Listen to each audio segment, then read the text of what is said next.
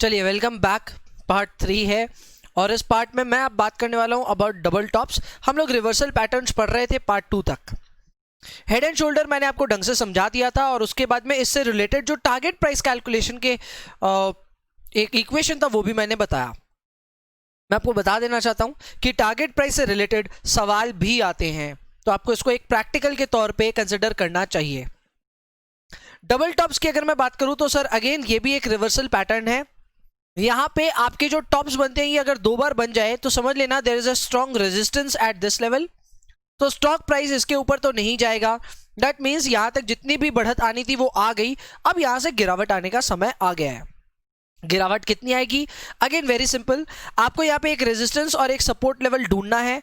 Support यहां से मिलता है जहां पे आपका दोनों टॉप मीट करता है, वो आपका सपोर्ट लेवल होता है। तो आपको वर्टिकल डिफरेंस देखना है बिटवीन रेजिस्टेंस एंड सपोर्ट, और बाद में सपोर्ट से उतनी ही गिरावट आप एक्सपेक्ट कर सकते हैं। येट अगेन इसमें भी एक टारगेट प्राइस का सवाल आ सकता है।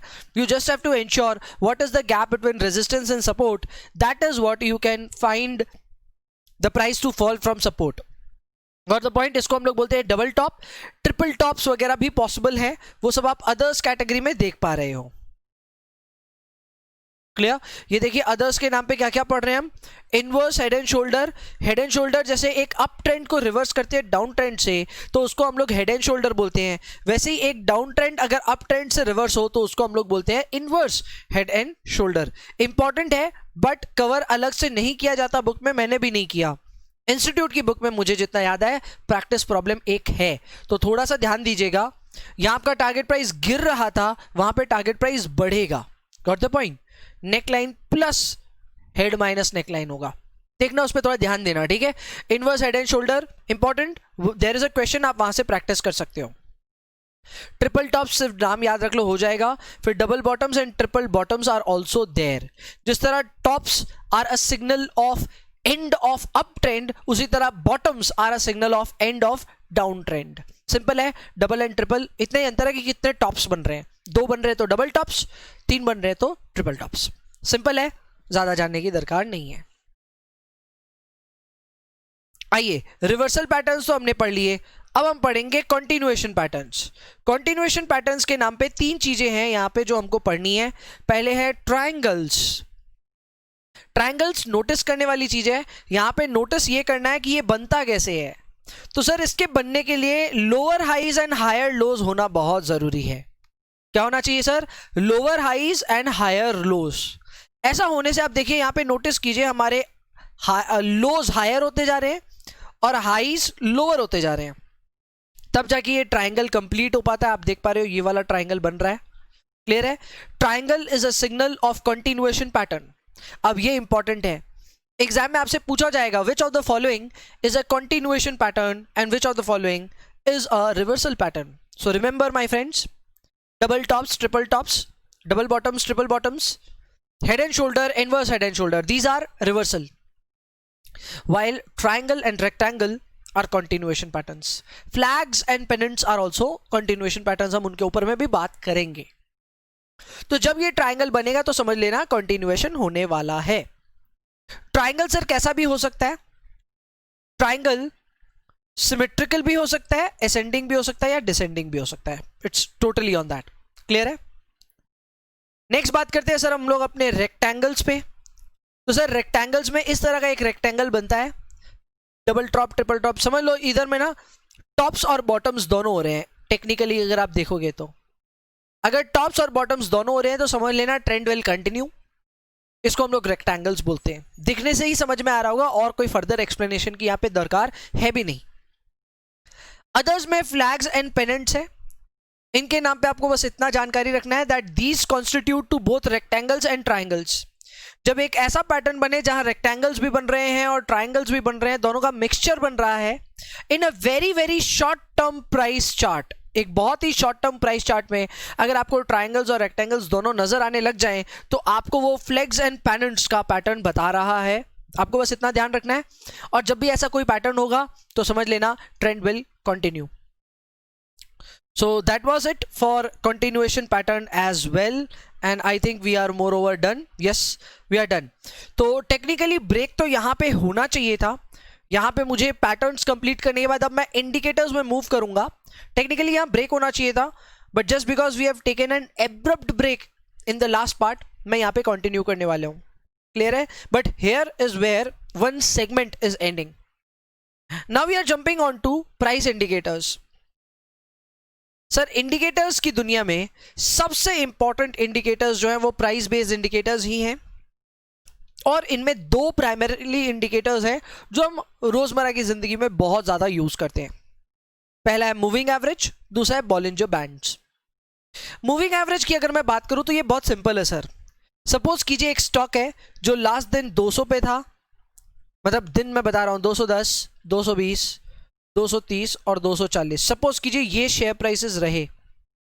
अगर मैं एक 5 डे एवरेज कैलकुलेट करूंगा ना, तो 5 डे एवरेज आ रहा है इसका 220।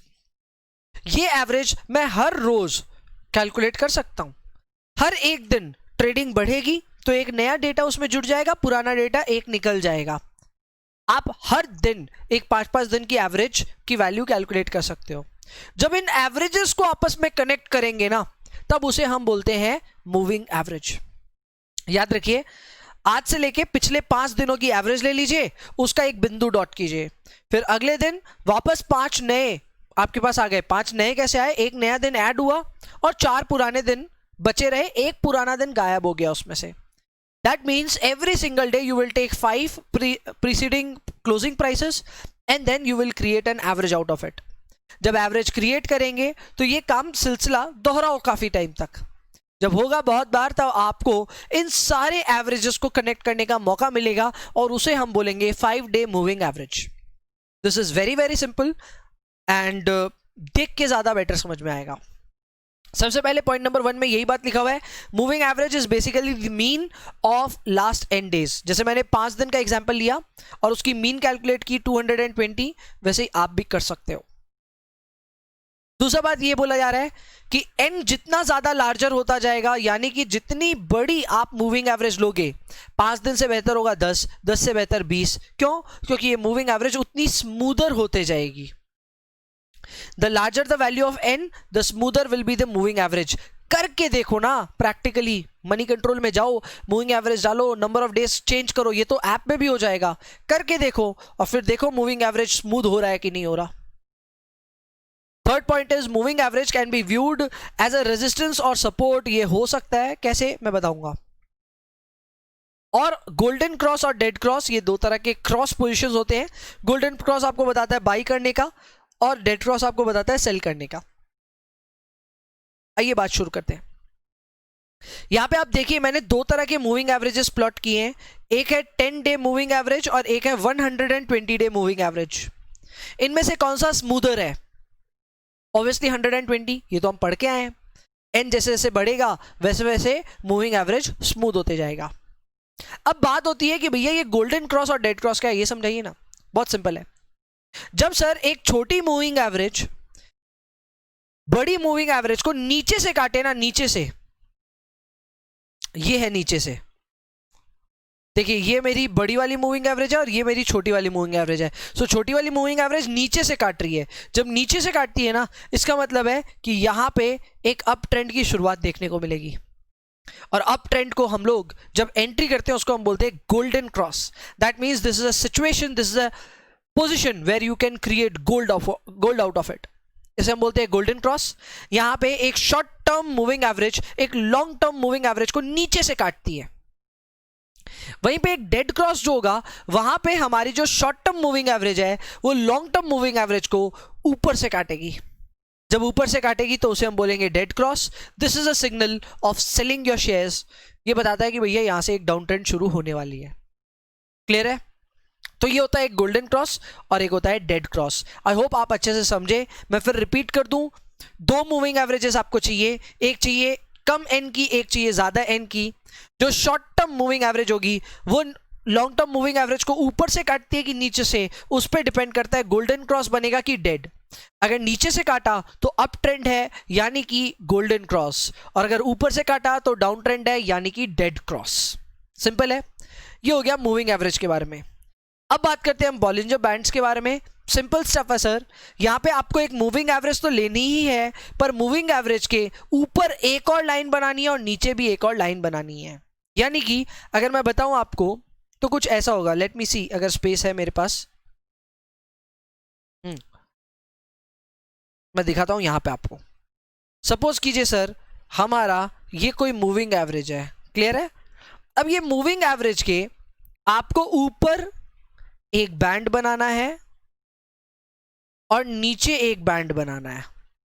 ये बैंड जरूरी नहीं है पैरेलल हो सकता है टेढ़ा बाका, पर ये बैंड बताता है कि स्टॉक प्राइस की मूवमेंट कैसी होगी। जैसे मैं बताता हूं सर, मूविंग एवरेज तो ऐसे भी स्मूथ होती है, लेकिन शेयर प्राइस तो ऊपर नीचे करता है ना, करेक्ट। तो सपोज कीजिए शेयर प्राइस ऐसे मूवमेंट कर रहा है, समझिएगा अब यहां पे क्या क्या चीज क्या क्या है। आप जो ब्लू लाइन देख रहे हैं ना सर, वो है हमारी शेयर प्राइस, जो रेड लाइन देख रहे हैं वो है मूविंग एवरेज, और बैंड्स है ब्लैक। नियम ये कहता है बॉलिंजर बैंड का कि ये बैंड्स कैसे बनेगी वो हम बाद में समझेंगे। नियम ये कहता है कि अगर लोअर बैंड को शेयर प्राइस टच हो जाए ना, इसका मतलब है यहां से दाम बढ़ने वाला है, जो कि हो भी रहा है। देखिए शेयर प्राइस बढ़ गया उसके बाद काफी। वहीं पे अगर अपर बैंड को टच कर दे तो समझ लेना यहां से अब शेयर प्राइस गिरने वाला है, वो जो कि गिर भी रहा है, दिख रहा है आपको। यहां पे मूविंग एवरेज इकलौती आपको करेक्ट डिसीजन नहीं दे रही, आपको बैंड्स मदद कर रहे हैं। अगर शेयर प्राइस ऊपर वाले बैंड को टच हो गया, दैट मींस बहुत हाई चला गया प्राइस, सेल कर दो। अगर शेयर प्राइस लोअर बैंड को टच कर दिया तो समझ लेना बहुत लो हो गया प्राइस, खरीद लो।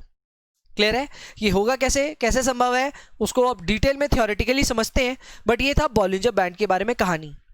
अगेन मैं आपसे दरख्वास्त करता हूं, आप और बेहतर इसको समझना चाहते हैं तो आपको कुछ प्रैक्टिकली सीखना पड़ेगा। थ्योरी के लिए जितना जरूरी है वो सब मैं आपको बता दूंगा। नंबर 1, बॉलिंजर बैंड में एक अपर और एक लोअर बैंड होता है ऑन द मूविंग एवरेज, जो कि मैंने अभी आपको शो किया। बात ये उठ के आती है कि अपर बैंड बनेगी कैसे, तो बहुत सिंपल है। आप मूविंग एवरेज में 2 सिग्मा यानी कि स्टैंडर्ड डिविएशन को ऐड कर दो तो आपका अपर बैंड का वैल्यू आ जाएगा। वैसे ही लोअर बैंड निकालने के लिए एमवीए यानी कि मूविंग एवरेज में 2 सिग्मा माइनस कर दो तो आपका नीचे के बैंड की वैल्यू आ जाएगी। इन्हीं वैल्यूज को कंटिन्यू करते जाइए, एमवीए बदलेगा, सिग्मा बदलेगा, आपका बैंड पतला दुबला होता रहेगा। इसी वजह से मैंने बताया था कि बैंड जरूरी नहीं है पैरेलल हो, कैसे भी हो सकते हैं। थर्ड पॉइंट, सिग्मा अगर बढ़ेगा तो बैंड वाइडन होगा, जो कि नजर आ ही रहा है।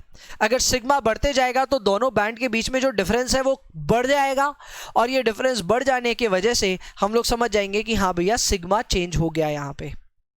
Fourth point is about when the price crosses the upper band and when the price crosses the lower band। अगर प्राइस अपर बैंड को टच कर दिया इसका मतलब यह है कि कुछ ज्यादा ही उसकी खरीदी हो गई है, it is N overbought situation. और जब ओवरबॉट होगा उस समय आपको उल्टा करना है, आपको उस समय सेल करना है। इसका मतलब जब अपर बैंड टच होगा तब आपको सेल करना है, और जब लोअर बैंड टच होगा तब आपको बाई करना है। क्लियर है? बिकॉज लोअर बैंड को टच करना का मतलब ये हो गया it is an oversold situation and there you should buy the share. Contrarian strategy उसी बात को बता रही है कि सर अगर लोअर बैंड टच हो जाए तो बाई करना, अपर बैंड टच हो जाए तो सेल करना, यानी कि जो लोग कर रहे हैं उसका उल्टा करो। इसीलिए इस स्ट्रेटेजी का नाम क्या पड़ गया, contrarian strategy. So I hope आपको ये बातें समझ में आ गई। So with that being said, price based indicators मैंने कवर कर लिए, which was a very good point। 9 number slide हमारी कंप्लीट हो गई। इसके आगे अब काफी सारे और इंडिकेटर्स खुल के आएंगे। यहाँ पे I can technically break this video and in the next part we'll talk about other types of indicators।